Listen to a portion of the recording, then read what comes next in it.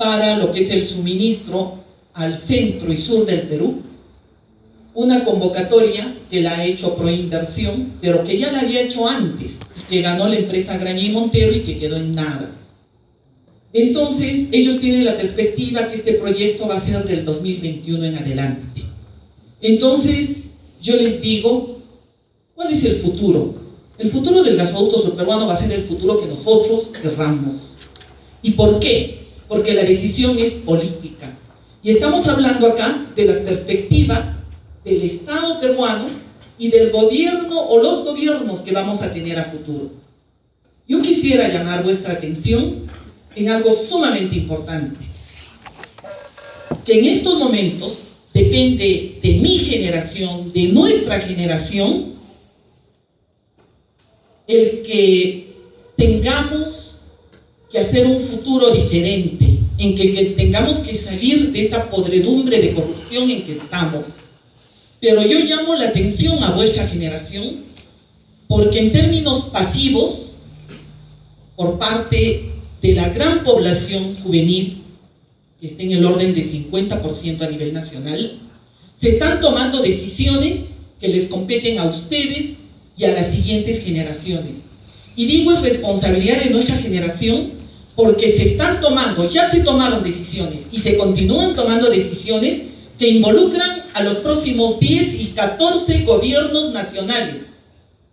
Es decir, cuando ustedes lleguen a 40 años, 50, 60, muchos de ustedes que tengan, no sé, las perspectivas o tengan la vocación de servicio al Perú desde el contexto político, se van a encontrar en que ya las cosas están decididas con contratos que fueron de 40, de 60 años, con recursos agotados, incluso con contratos en nuestro sector de carácter definitivo. Y me refiero a las concesiones definitivas de los recursos hídricos para aprovechamientos hidroenergéticos. Porque una de las grandes salidas es la explotación de los recursos renovables, entre ellos los hidroenergéticos, de los cuales no estamos aprovechando ni el 4%. Pero continúo. Este tema es político porque la solución en realidad va a pasar por la población y nuestra participación ciudadana que se da a través de la política y de las organizaciones políticas. Estamos viendo desmoronarse todos los partidos políticos, prácticamente el 95% de los partidos. Seguramente que hay excepciones, pero ellos están con una visión y están con filosofías políticas del siglo pasado, del milenio pasado. Me pedías datos cercanos y concretos. Los datos técnicos cercanos y concretos podemos remitirlos al aspecto económico-financiero. La situación de Camisea, el gasoducto surperuano, 7.320 millones de dólares de inversión, donde nos hicieron y nos introdujeron una variable que la aceptó Proinversión, que la aceptaron entes gubernamentales, que en estos momentos están siendo bien investigados por la Fiscalía, como debe de ser, y que no debe haber impunidad, para haber mezclado en un contrato la inversión real que ascendía, dicen, entre 3.600 a 4.000 millones de dólares, con los costos operativos. O sea, ya como inversión se ponen los costos operativos. En ningún proyecto que yo haya visto se ha hecho esto.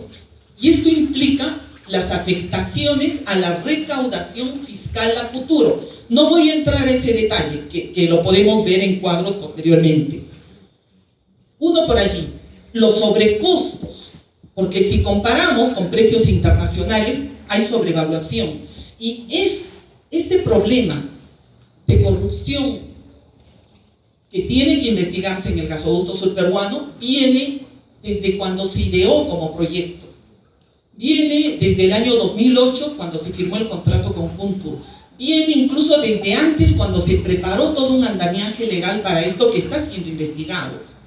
Tenemos variaciones de precios con Kuntur de 1.300, pero a su vez, estando Kuntur 5.600 millones de dólares, ya estaba Odebrecht entonces Todo esto se está investigando, hay adelantos de investigación en la Comisión Lavajato, son datos reales. Por un lado, la Comisión de Investigación del caso Lavajato indica que hay una pérdida ocasionada al Estado peruano en el orden de 15.000 millones de dólares. Se quedaron chicos. Yo opino, y lo he planteado, y podemos entrar a discutir de repente en otro evento, que los daños y perjuicios ocasionados al Estado peruano solo por Odebrecht, y que el Estado debería ya ponerle en cuestión en términos de embargos y otros, cuando están discutiendo montos por debajo de los 2.000 millones de dólares, estos, desde mi punto de vista, ascienden a un mínimo de 30.000 millones de dólares. Ya se debió haber embargado el proyecto de la central hidroeléctrica de Chaclla, ya se debió haber embargado el proyecto de Olmos. Se está negociando en estos momentos. Entonces, cuando el doctor Ali les habla de la filosofía de la globalización neoliberal, bueno, aunque les he dicho como modelo neoliberal, en realidad estamos ante una filosofía que fue levantada todavía en la década de los 70 e implementada a nivel planetario a partir de 1979, primero en Inglaterra, 1980 en nuestros países de Sudamérica, comenzando con Chile.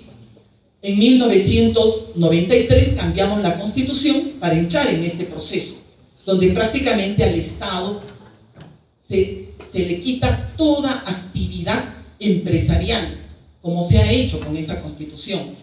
Se han privatizado más de 234 empresas, pero vayamos al sector de fondo, el sector energético y el sector minero, que para propiciar un desarrollo en el Perú, totalmente de acuerdo en que tenemos que levantar el sector industrial, el sector productivo, pero la energía cruza todo. Y cuando hablábamos de minería, que en estos momentos es netamente extractiva, y que no nos está dejando prácticamente nada, podría ser uno de los pilares de desarrollo, pero llegando a la industrialización final.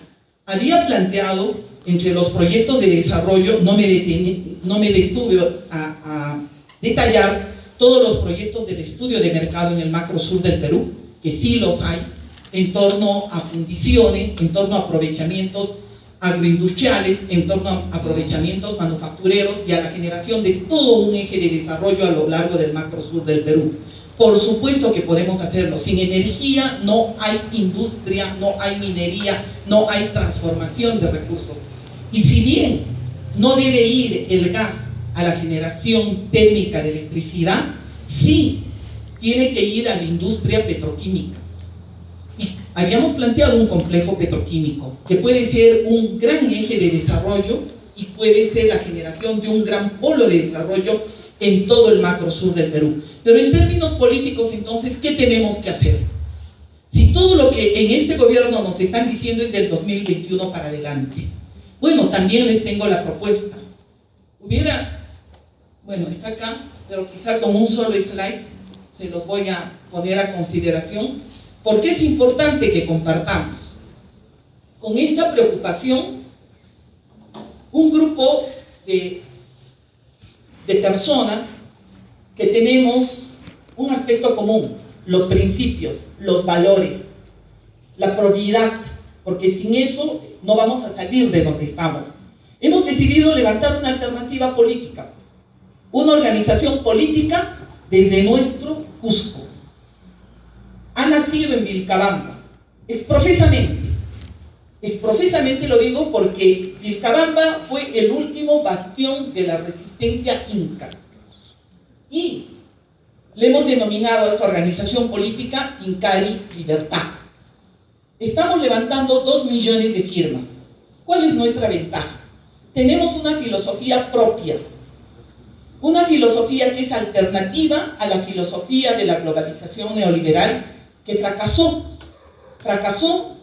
con sus impactos doctrinarios y también, llamémosle, al programa de ajuste estructural y las políticas de consenso de Washington que se implementaron a nivel planetario desde 1980 a la fecha, fracasaron, al punto que muchos países están volviendo hacia otro tipo de políticas, a otra visión filosófica.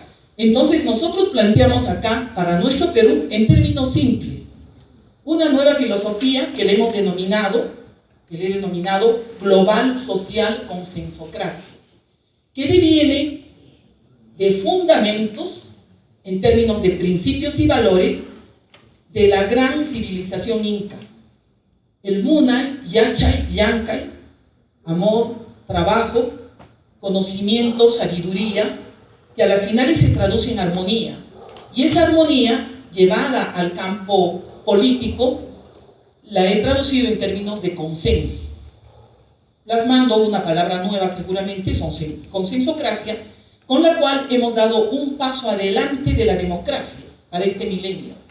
Es decir, una nueva filosofía con una mirada a los grandes cambios tecnológicos que se están haciendo en este milenio, que pasan por los cambios en la tecnología satelital, la tecnología digital, el genoma humano.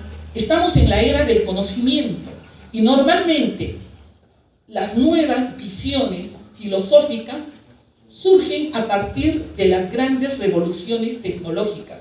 Ahora estamos viviendo una gran revolución tecnológica y amerita una nueva visión de la realidad. Y en ese contexto va esta nuestra propuesta filosófica de la global social consensocracia, cuyos pilares son el desarrollo sostenible y el desarrollo humano sostenible. Es decir, no solamente una perspectiva de desarrollo vinculado al tener que adaptarnos con la naturaleza para desarrollar la infraestructura y otros, sino también el otro pilar, que es el desarrollo de la persona, que va incluso al desarrollo espiritual de la persona. El desarrollo en términos de principios, de valores, aspectos con los cuales vamos a conseguir una sociedad de excelencia, pero solamente lo vamos a poder hacer si el ser humano también trabaja en superarse a sí mismo y en ser una persona de excelencia. Yo les resumo así, en términos simples, porque soy consciente que con esta nueva filosofía tenemos una propuesta de un Estado moderno, acorde a este milenio, donde tenemos que refundar la República del Perú el año 2021. Estamos levantando 2 millones de firmas, los invito a ustedes, y donde podremos posibilitar esos grandes cambios, grandes transformaciones, una reforma de todos los sectores. Tenemos que tener una nueva visión y una nueva perspectiva de nuestro Perú, prácticamente de cómo está desmoronada la institucionalidad en nuestro Perú por la corrupción, por supuesto con grandes excepciones, y lo mucho que hay que hacer. Yo los invito a ustedes, porque lo que está en juego también es vuestro derecho a decisión, que en estos momentos está siendo perjudicado con las decisiones que se están tomando en términos de los próximos 40 años, 60 años, incluso quieren que se amplíe a 80 años en el manejo de nuestros recursos naturales, en el manejo de las decisiones políticas del Perú vinculadas a los aspectos económico-financieros con los contratos, sean asociaciones público-privadas, sean contratos de concesiones, donde un gobierno elegido por 5 años, y acá va la diferencia en términos sumamente simples entre Estado y gobierno. Estado somos todos nosotros, con un territorio, que es el Perú, y un marco jurídico, que es la Constitución.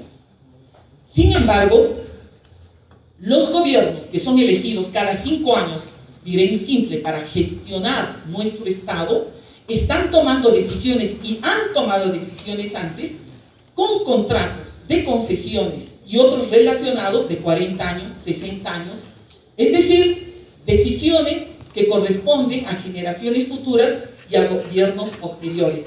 Yo los invito a ver la invitación que tenemos en la página web de Incari Libertad o de Sandra Echevarría, entre paréntesis, Incari Libertad, que es desde nuestro parecer, la opción política, o sea, es la solución política. ¿Para qué? Para hacer el gasoducto, el poliducto al sur, para hacer el aeropuerto de Chinchero, hablando de proyectos de desarrollo, para hacer los teleféricos, que son proyectos nacionales, que no los va a poder hacer ni estas cosas se solucionan desde la región, porque ya no los han dicho, masificación del gas, gasoducto, poliducto, ejes de desarrollo macrorregionales y que tengan que ser interregionales, aeropuerto internacional, teleféricos, centrales hidroeléctricas, son proyectos nacionales. Entonces vayamos pues al gobierno nacional para descentralizar nuestro Perú y posibilitar en términos de probidad, con principios, con valores, reitero, un verdadero desarrollo sostenible en nuestro Perú. Con eso termino. Muchas gracias por escucharme. Muchísimas gracias, señor Sandra. Quisiera invitar también al doctor Ali para que pueda responder a la pregunta del compañero Agustín. Bueno, mi visión va a ser un poco más simple, ¿no? La verdad, desde el punto de vista político, yo sigo afirmando que lo que acompaña al gasoducto es la incertidumbre. Si realmente creyéramos que es la determinación de los pueblos la que va a regir esta situación y no los intereses sectoriales, estaríamos pues en Suecia, ¿no? En Finlandia, en Noruega. En el Perú las cosas no se hacen de ese modo. La teoría nos puede indicar eso.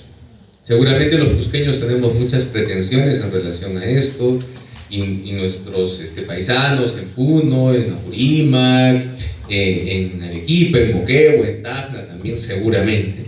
Pero el voluntarismo pues no es suficiente en temas políticos. O sea, concebir la política desde un escenario plano es peligroso, porque hace mucho tiempo que en nuestro país no es así. Y si hay un plano, es un plano inclinado, en el que muy pocos tienen mucho, y casi desde siempre las oligarquías se han reconvertido en el Perú, ¿no? O sea, no terminaron con Velasco, lamentablemente, y ahora se dedican a otras cosas. Antes eran dueños de latifundios, ¿no? de minifundios, luego se convirtieron en mineros, en pesqueros, y pues tiempos después en dueños de medios de comunicación y en otras cosas. Entonces los tenemos hasta en la sopa.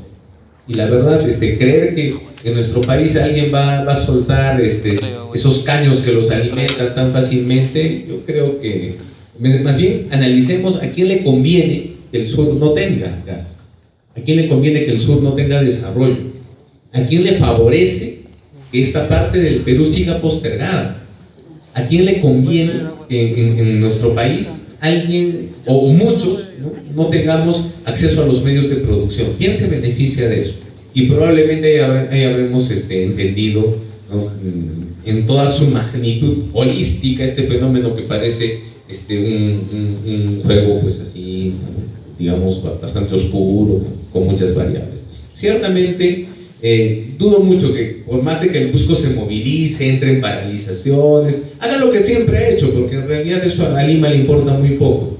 Mientras el Cusco no esté bien representado, mientras en el Cusco no se generen auténticos liderazgos y los intereses cusqueños se escuchen a nivel nacional y el Perú empiece a respetar la importancia, que no es retórica, de la ciudad más trascendente de Sudamérica, no habremos avanzado absolutamente nada. Cusco es una cuna de civilización. Cusco está al nivel de Beijing, del Cairo, de Atenas. Ese es su lugar en el mundo. Y lamentablemente ni los peruanos reconocemos eso. Y no es un tema pasadista, mucho cuidado. Es un tema que define identidad. Y mientras eso no se haya reivindicado adecuadamente, y ese es un tema mucho más antiguo que el de las ideologías, que si primero es el trabajo o el capital, es un tema que tiene más de 500 años. Es un tema que tiene que ver con la colonización, y es un tema en el que no hemos trabajado mucho, lamentablemente, en este país. La reforma agraria fue un punto de inflexión en esa historia. Marcó la diferencia entre seres humanos de tercera, cuarta o quinta con los detentadores del acceso a los medios de producción. Pero no fue suficiente y tampoco fue un proceso acabado. Entonces es tiempo de mirar esos fenómenos, que son muy peruanos, muy nuestros e indispensables, antes de comprender realmente qué es lo que nos espera. Yo sigo creyendo que no hay luz al final del túnel. Sigo creyendo que muchos en Lima, así como no quieren que el Cusco tenga un aeropuerto, tampoco quieren que tenga un gasoducto. No hay otra explicación para que proyectos como el aeropuerto, que no tienen 40 años, como por ahí escuchaba, hace poco apareció un documento, tienen 50 años. En 50 años no hemos podido hacer más que traer a un decrépito presidente embarrado hasta los tuétanos en corrupción para poner una primera piedra. O sea, en 50 años no hemos podido hacer más que eso. Yo de verdad creo que me reservo el derecho de mi escepticismo. Creo que tengo derecho a ser escéptico. Yo creo que, entre otras cosas, estamos así porque hemos permitido que eso ocurra. Y ese tipo de situaciones pues no las vamos a revertir de la noche a la mañana. Sigo creyendo que aquí no hay certeza de algo definitivo, al menos no en el corto plazo. Muchísimas gracias. Tenemos una pregunta más. Adelante, por favor. Muchas gracias.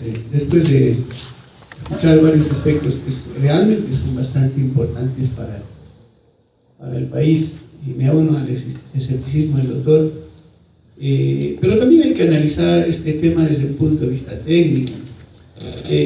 ¿Cómo está formada la matriz energética de Perú en este momento? Históricamente ha sido sobrepasada la generación de energía eléctrica por la térmica en estos últimos años. Veamos evaluar que el 46% de la generación de la matriz energética de Perú hoy en día se genera con gas. Preocupante, muy preocupante. Que siempre era, digamos, la prioritaria, era la energía hidráulica, hoy en día representa 44%, sobrepasada en 2% por la de gas. Si esto nosotros lo llevamos al contexto mundial del desarrollo de la energía, el caso China, por ejemplo, que en estos últimos 10 años ha instalado solo en energía eólica 100.000 megavatios, en energía solar, idem. Alemania, segundo o tercero en energía eólica en el mundo, ha instalado casi 40.000 megavatios. Solo en eólico, solo en Inglaterra, en energía eólica offshore o la ultramar, casi 10.000 megavatios en estos últimos 5 años. Tendríamos que ponernos a mirar ese panorama. ¿Cuál de todos esos países están dándole prioridad al uso y a la generación de energía eléctrica a partir de gas? ¿No? ¿Cuál de esos países lo están dando así? Ahora, ¿qué es lo que queremos, como decía el doctor? ¿Una matriz energética sólida, consistente para de aquí a 5 o 10 años? ¿O una matriz energética sólida con fuentes realmente sostenibles en el tiempo, que sean pues por lo menos en 100 años, en un horizonte por lo menos 100 años? Pero nosotros en el Perú, la gran maravilla es que nosotros tenemos recursos. En energía hidráulica estamos generando alrededor de 3.000 megavatios en energía hidráulica, pero tenemos potenciales probados de 70.000. 70.000. En energía eólica no tenemos, creo, ni 200 megavatios, pero tenemos probadas energías de más de 30, potencial de más de 30.000 megavatios. En energía solar, pues ya ni contamos, ni evaluamos, porque el potencial es muy grande. Ahora, si pondríamos al lado de Inglaterra el desarrollo energético en energía eólica en ultramar, pues en todo nuestro horizonte, en nuestra costa de más de 2.000 kilómetros, ¿cuánta cantidad de energía necesitaríamos? Pero también hay que analizar el entorno. De acuerdo al informe mundial de energía, casi 700 millones, hoy en día 1.000 millones de personas no tienen medios limpios para preparar sus alimentos. Al 2025 van a seguir siendo 700 millones. En el Perú tenemos 3 millones de personas que no tienen acceso a la energía. Tenemos casi 3 millones de personas que no tienen un acceso a energía limpia para preparar sus alimentos, de acuerdo a ese informe mundial. Entonces la pregunta sería, ¿cuál es el uso más eficiente y técnico que le podríamos dar al gas? Tendríamos que seguir permitiendo, por ejemplo, que, como dice el doctor, analizando cuál es el horizonte de gas que tenemos en el Perú, y si esto va a formar parte de una matriz consistente de energía. Hay que tener en cuenta también el desarrollo industrial del país, ¿no? Hay una estadística globalmente probada que dice que 1% de PBI de crecimiento de un país necesita 3% más de generación de energía.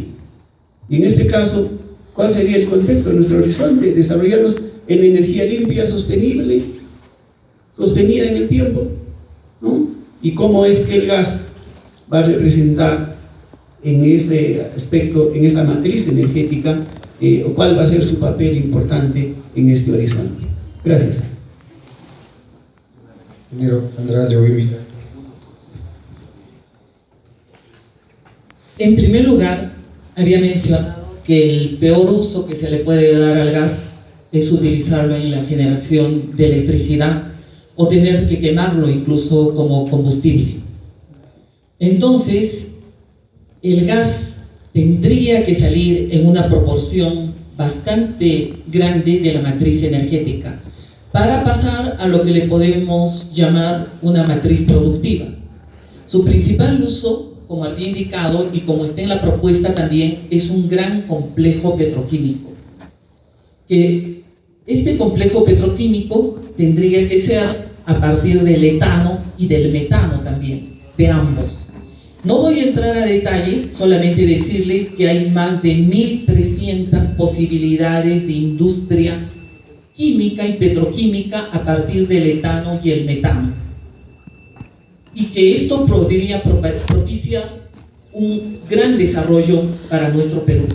La mejor apuesta es quitar prácticamente este combustible de gran valor. Es el combustible número 1. Me refiero al gas, al metano, al etano fundamentalmente, para tener que utilizarlo como combustible, teniendo en estos momentos energías renovables a las cuales nuestro país puede acceder, no solamente por tener prácticamente 84% de los climas del planeta, es decir, tenemos fuentes de energía eólica, de energía solar, tenemos igualmente un gran potencial hidroeléctrico, pero vayamos al aspecto legal, o sea, ¿cuál es el marco legislativo para la explotación de estos recursos? Yo les había hablado que estamos en un desorden, en un caos, en términos de políticas energéticas y obviamente del marco legal. Y voy a dar un par de ejemplos simples. Por ejemplo, en estos momentos es más rentable invertir en generación térmica, incluso de ciclo combinado, aunque eso ya después de una serie de denuncias se ha cambiado, porque era terrible que tuviera que aprovecharse centrales de ciclo simple ubicadas en la costa.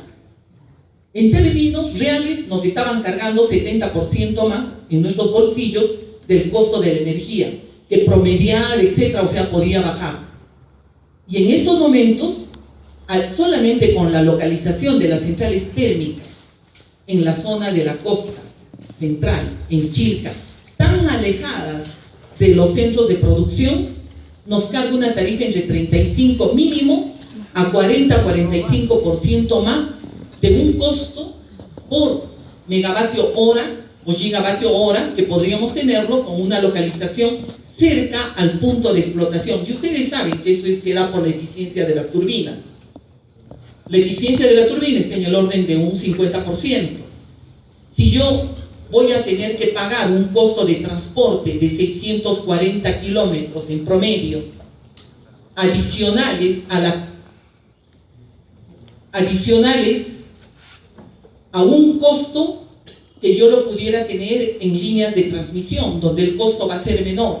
Y si bien en líneas de transmisión de alta tensión, que podrían estar en el orden de 500 kV, y obviamente bajar en el sistema de media tensión y baja tensión hacia la distribución, estoy hablando de pérdidas en alta tensión de no más de 5%, o bueno, con un tope de 5%.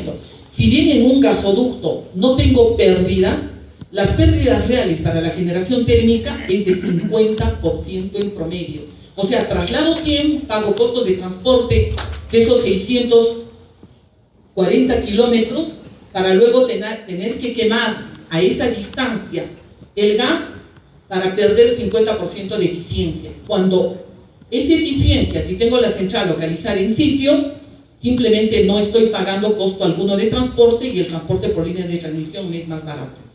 Eso como un ejemplo. Y respecto a la matriz energética, en estos momentos, como le mencionaba, las políticas están propiciando que haya preferencia y facilidad para invertir en centrales térmicas, y mucho más si estas son de punta. Se han inventado, o bueno, han colocado con términos técnicos, ya no solo la garantía de red principal, que en estos momentos continúa, y que estamos subsidiando la distribución de energía eléctrica, de gas, en lo que es distribución de gas en la costa, permanece aún, distorsiones que se dan. Por otro lado, se ha inventado igual cargos por generación de reserva, o sea, reserva fría, con lo cual también se incrementa la tarifa.